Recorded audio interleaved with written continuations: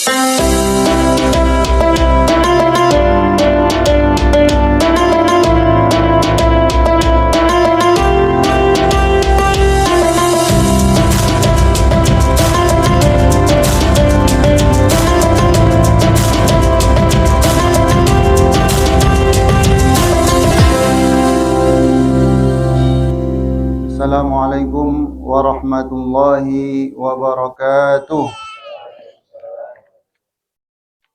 Innal hamdalillah nahmaduhu wa nasta'inuhu wa nastaghfiruh wa na'udzu billahi min shururi anfusina wa min sayyiati a'malina. May yahdihillahu fala mudilla lahu wa may yudlilhu fala hadiyalah. Asyhadu an la ilaha illallah wa asyhadu anna Muhammadan abduhu wa rasuluh. La nabiyya wa la rasula ba'dah, amma ba'du. Allahu akbar. Allahu akbar. Allahu akbar. Allahu akbar. Allahu akbar. Allahu akbar. Allahu akbar. Allahu akbar. Allahu akbar. Allahu akbar kabira walhamdulillahi katsira wa subhanallahi bukratan wa asila. La ilaha illallah wahdah sadaqa wa'dah wa nasara 'abdah wa 'azza jundahu wa hazamal ahzaba wahdah. La ilaha illallah wa la na'budu illa iyyah mukhlishina lahuddin walau karihal kafirun walau karihal musyrikun walau karihal munafikun. La ilaha illallah wallahu akbar. Allahu akbar walillahil hamd. Qala Allah ta'ala ya ayyuhalladzina amanu taqullaha haqqa tuqatih wa la tamutunna illa wa antum muslimun. Hadirin jamaah rahimani wa rahimakumullah. Alhamdulillah wassalatu wassalamu ala Rasulillah. Bersyukur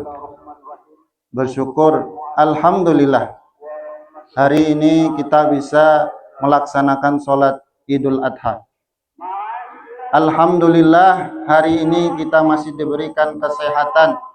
Alhamdulillah hari ini kita masih diberikan kenikmatan hidup sehingga kita bisa mengumpulkan bekal sebanyak-banyaknya untuk nanti kita menghadap pulang kepada Allah Subhanahu wa taala. Alhamdulillah hari ini kita bisa melaksanakan sholat dengan aman, tanpa takut ada bom, tanpa takut ada rudal yang menjatuhi lapangan ini, tanpa takut kalau nanti ada tembakan yang menembus tubuh kita. Agar kita bisa lebih bersyukur lagi, maka kita melihat orang-orang yang hari ini mungkin tidak bisa melaksanakan sholat Idul Adha, yang hari ini bisa jadi masih dalam kesibukan ataupun sedang mengalami sakit sehingga tidak bisa melaksanakan sholat. Alhamdulillah, kalau kita tengok lagi saudara-saudara kita yang jauh di sana, di Palestina contohnya, yang sholatnya bisa jadi tidak seperti seindah senyaman yang kita laksanakan. Sholatnya di bawah reruntuhan bangunan, takut. Kita bisa berkumpul dengan saudara-saudara kita, ibu, bapak, kakak, adik, namun mereka bisa jadi sholatnya sudah tidak ada orang tua. Orang tua sudah dipanggil. Syuhada, sebagian pun berkomentar, sungguh kasihan orang-orang muslim di Palestina. Namun kalau kita lebih mendalam berpikir lagi, sesungguhnya siapa yang kasihan, mereka atau kita? Bisa jadi yang kasihan itu kita. Mereka sudah menjadi syuhada, surga tempatnya. Namun kita bisa jadi belum tentu kita masuk ke surganya Allah Subhanahu wa taala kecuali kita benar-benar memiliki bekal yang amat banyak. Bagaimana kita membantu mereka? Doa pastinya. Dengan kita menyumbang sebagian harta yang kita miliki, atau dengan berkurban, mengorbankan diri untuk menahan, meminum, memakan, atau menggunakan produk-produk yang jelas sudah dari produk itu, dari uang yang kita belanjakan lalu kita minum, kita makan, masuk ke lambung lewat kerongkongan kita. Dari situlah ternyata tanpa sadar dibelikan, dibiayai untuk dibelikan bom, diberikan peluru. Sungguh tegakah kita untuk menahan dan berkurban diri untuk tidak memakan produk-produk yang jelas berafiliasi di situ, dijadikan biaya pembiayaan untuk menghancurkan bangunan, membunuh anak kecil yang ada di Palestina. Maka berkurban itu apa? Apa makna sebenarnya dari kurban atau Idul Adha itu? Maka secara bahasa, hadirin jamaah rahimani wa rahimakumullah, kurban itu berasal dari akar bahasa Arab qaruba yaqrubu, berganti menjadi kurbanun, berganti lagi menjadi qarabatun. Kurban itu jika melihat dari definisinya secara bahasa, ternyata artinya adalah dekat. Bisa diambil kesimpulan bahwasanya orang yang berkurban adalah orang yang beriman, yang berusaha mendekatkan dirinya kepada Allah Subhanahu wa taala. Sekali lagi, orang yang berkurban itu adalah orang yang berusaha mendekatkan diri kepada Allah Subhanahu wa taala. Yang mengkorbankan, yang disyariatkan adalah kambing, unta, dan lain sebagainya, sapi dan lain sebagainya. Allahu Akbar, Allahu Akbar, Allahu Akbar, walillahil hamd. Mari hari ini kita belajar lagi, mengulang lagi, bagaimanakah kisah Nabi Ibrahim dan Ismail itu. Siapakah Nabi Ibrahim itu? Sungguh sosok yang sangat mulia, bapak dari para nabi. Keturunannya, anak cucunya banyak yang menjadi nabi dan rasul. Nabi Ibrahim juga adalah seorang nabi yang termasuk golongan ulul azmi. Nabi Ibrahim juga adalah orang yang mendapat gelar Khalilullah, kekasih Allah Subhanahu wa taala.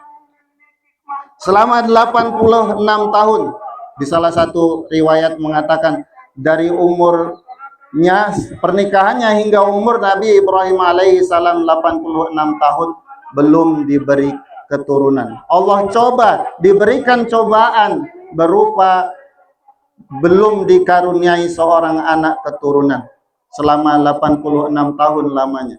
Hadirin jamaah, 86 tahun jika di umur kita hari ini, tentu itu umur yang sudah tidak lagi produktif. Mungkin menurut medis, umur itu sudah lagi tidak mungkin bisa memberikan keturunan. Umur yang sudah tua. Tapi kun fayakunnya Allah Subhanahu wa taala, jika Allah mengatakan kun, maka fayakun. Jadi, maka jadilah. Walaupun menurut medis dan lain sebagainya itu tidak mungkin mendapat keturunan. Tentu yang paling paham ini adalah hadirin jamaah, Bapak Ibu. 1, 2 tahun, 3 tahun penantian seorang anak, berobat dari satu dokter ke dokter yang lain, dari dalam negeri ataupun luar negeri, meminum obat yang bentuknya bulat ataupun panjang, mulai dari yang herbal sampai dengan herbal yang lain, mulai dari yang dedaunan dan daun-daun yang lain, diusahakan untuk mendapatkan keturunan. Yang paling paham tentu mereka yang hari ini belum diberikan keturunan, menginginkan ada anak yang nanti mendoakan orang tuanya, Allahumma gfirli wali walidayya warhamhuma kama rabbayani shaghira. Ampun, Nabi Ibrahim alaihissalam tidak berhenti berdoa. Apa doa yang selalu beliau panjatkan? Wa qala inni dahibun ila rabbi sayahdin. Rabbi habli minas salihin. Ya Allah, karunialah aku. Habli, berikanlah kepadaku, karunialah aku seorang anak yang termasuk golongan orang-orang yang soleh. Maka selanjutnya di ayat selanjutnya, fabasyarnahu bigulamin halim, dengan doa yang dipanjatkan terus-menerus, maka Allah pun mengijabah tepat di umur Nabi Ibrahim alaihissalam 86 tahun, diberikan seorang anak bigulamin halim, seorang anak yang sabar. Siapakah itu? Nabi Ismail alaihissalam. Hadirin jamaah, Allahu Akbar, Allahu Akbar, Allahu Akbar, walillahil hamd. Ujian Nabi Ibrahim tidak sampai di situ saja. Falamma balagha ma'ahu sa'ya, ketika Nabi Ismail yang dia nantikan kehadirannya sudah tumbuh menjadi anak yang sehat, anak yang kuat.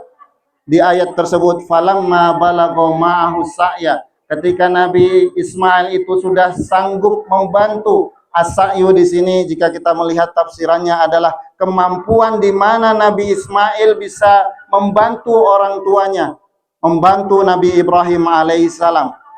Maka ujian itu pun diberikan Allah Subhanahu wa taala. Nabi Ibrahim alaihissalam berkata kepada anaknya, ya bunayya inni ara fil manami anni adbahu. Wahai Ismail, anak yang aku sayangi, anak yang aku nanti kehadirannya, anak yang soleh, yang membantuku. Wahai anakku, aku mendapati wahyu dari Allah Subhanahu wa taala untuk menyembelihmu. Maka jawaban Nabi Ismail, anak yang soleh itu hasil dari didikan orang tuanya yang luar biasa. Jawabannya luar biasa juga. Maka Nabi Ismail berkata, ya abatif alma tu'mar. Wahai ayahku, wahai bapakku, lakukanlah apa yang diperintahkan kepadamu. Satajiduni insyaallah minas sabirin. Maka insyaallah, wahai ayahku, engkau akan menemukanku termasuk ke dalam golongan orang-orang yang sabar. Maka sabar itu ternyata, hadirin jamaah rahimani rahimakumullah, jika kita mendapatkan musibah, tetangga kita, saudara kita mengatakan sabar ya, bersabarlah. Maka apa sabar itu? Yang dicontohkan Nabi Ismail alaihissalam adalah, maka sabar itu malakatus sabati wal ihtimali. Hadirin jamaah, sabar itu adalah memiliki ketetapan dan kekuatan. Ketetapan apa? Ketetapan istiqomah dalam kebaikan, istiqomah dalam ketaatan seperti yang dicontohkan Nabi Ismail alaihissalam. Bahkan keistiqomahan itu, ketaatan itu, ketika harus mengorbankan nyawanya, dia tetap taat kepada Allah Subhanahu wa taala. Maka jika hari ini kita mendapatkan musibah, cobaan dari Allah Subhanahu wa taala, maka tetaplah bersabar. Sabar dalam ketaatan. Datangnya musibah, datangnya ujian, datangnya nikmat apapun bentuknya, tidak merubah ketetapan kita, yaitu taat kepada Allah Subhanahu wa taala. Allahu akbar, Allahu akbar, Allahu akbar, walillahil hamd. Hari ini kita belajar dari Nabi Ibrahim alaihissalam. Belajar bagaimana mencintai Allah Subhanahu wa taala. Nabi Ibrahim alaihissalam cinta kepada anaknya, cinta kepada Ismail. Namun cintanya lebih besar daripada dibandingkan cintanya kepada Allah Subhanahu wa taala. Boleh kita mencintai istri kita, pasangan kita, kendaraan kita, rumah kita, kedudukan kita, emas kita. Namun hati-hati, jangan sampai cintanya kepada dunia tidak lebih besar daripada cinta kita kepada Allah Subhanahu wa taala. Maka cinta yang didasari, yang puncaknya adalah Allah Subhanahu wa taala, maka cinta itulah cinta yang sebenarnya. Hari ini kita belajar dari Nabi Ibrahim alaihissalam. Belajar bagaimana bertakwa kepada Allah Subhanahu wa taala. Sering, bukan sekali, bukan dua kali kita merasa takwa. Namun pada harta, pada dunia, tunduk seraya menghamba. Sering kita merasa sudah beramal, sudah bersodakoh, sudah melakukan amal soleh yang banyak, tapi jangan-jangan amal itu niatnya bukan Allah, bukan untuk Allah Subhanahu wa Ta'ala. Kita merasa paling hebat, paling kuat, kedudukannya paling tinggi, lalu merendahkan orang lain. Kita merasa dibilang ustadz, dikatakan ustadz, fotonya di mana-mana di penjuru Malino ini, dikenal sebagai orang yang alim, kiai dan lain sebagainya. Namun ternyata ketika kita berada sendiri, kita melakukan maksiat kepada Allah Subhanahu wa Ta'ala. Na'udzubillah, summa na'udzubillah. Maka kita belajar hati-hati dengan perasaan merasa paling hebat, paling tinggi, paling kuat, kedudukannya di masyarakat tinggi. Namun sudah benarkah itu untuk Allah Subhanahu wa Ta'ala? Jangan hanya ingin dipuji oleh tetangga kita, orang tua kita, mertua kita, dan seterusnya. Maka bagaimana belajar dari iblis yang Allah turunkan ke bumi? Apa sebabnya? Dia merasa lebih tinggi, lebih baik daripada Adam. Dia mengatakan khalaqtahu min tin wa khalaqtani min nar. Ya Allah, Engkau ciptakan Adam itu dari tanah, Engkau ciptakan aku dari api. Maka api, iblis merasa dia lebih tinggi daripada Adam karena diciptakan dari api. Namun apakah benar api itu lebih baik daripada tanah? Seorang ulama mengatakan salah satu alasan kenapa tanah itu lebih baik daripada api, kalau kita lemparkan tumbuhan kayu singkong di atas tanah, maka akan tumbuh dan menghasilkan buah yang kita nikmati. Namun kita lemparkan kayu itu, biji itu ke dalam api, maka dia memiliki sifat yang merusak dan destruktif. Maka kita patut berbangga. Pernyataan iblis itu salah. Khalaqtahu min tin wa khalaqtani min nar. Sesungguhnya tanah itu lebih baik daripada api. Maka iblis itu diturunkan ke dunia bersama Adam alaihi salam. Kita belajar takwa dari Ibrahim. Takwanya tidak mengumbar kata. Takwanya meneruskan perintah tanpa banyak bicara. Maka hadirin, Allahu Akbar, Allahu Akbar, Allahu Akbar, walillahil hamd. Sebagai pengunjung khutbah singkat pada Idul Adha pada hari ini, ada satu pertanyaan, kenapa kita harus bertakwa? Pentingkah takwa itu? Kenapa takwa itu menjadi penting, hadirin jamaah rahimani wa rahimakumullah? Karena takwa itu atau kesuksesan itu hanya diberikan kepada orang yang bertakwa. Sekali lagi, sukses itu hanya Allah berikan kepada orang-orang yang bertakwa. Lalu sebagian berpikir, benarkah di sana ada orang yang tidak sholat, di sana ada orang yang bermaksiat namun hartanya berlimpah, kendaraan besar di mana-mana, usahanya melanjung tinggi namun dia tidak taat kepada Allah Subhanahu wa Ta'ala? Maka sukses itu apa? Sukses itu ketika kita bisa kembali ke tempat asal kita. Asal kita adalah surganya Allah Subhanahu wa Ta'ala.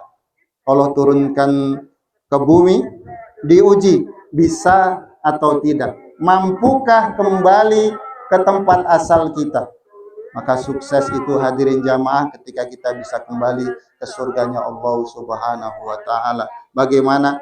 Kuncinya adalah takwa, seperti yang kita barusan bahas, yaitu belajar takwa dan cinta kepada Allah Subhanahu wa Ta'ala dari Nabi Ibrahim alaihi salam. Allahu Akbar, Allahu Akbar, Allahu Akbar, walillahil hamd. Astaghfirullah al-azim alladzi la ilaha illa huwal hayyul qayyum wa atubu ilaik. Allahumma shalli ala Muhammad wa ala ali Muhammad kama shallaita ala Ibrahim wa ala ali Ibrahim innaka Hamidum Majid. Wa barik ala Muhammad wa ala ali Muhammad kama barakta ala Ibrahim wa ala ali Ibrahim innaka Hamidum Majid. Allahumma ighfir lil muslimin wal muslimat al ahya'i minhum wal amwat. Allahumma a'inna ala dzikrika wa syukrika wa husni ibadatik. Allahumma ja'alna minal ladina yastami'una al-qawla wa yattabi'una ahsana. Allahumma inna nas'aluka ilman nafi'an wa rizqan wasi'an tayyiban wa amalan muttaqabbalan. Allahumma ansur ikhwanana al-mujahidin fi biladi Palestin. Allahumma ansur ikhwanana al-muslimin fi kulli makan. Rabbana ighfir lana wa li ikhwanina alladhina sabaquna bil iman wa la taj'al fi qulubina ghillan lil ladzina amanu rabbana innaka ra'ufur rahim.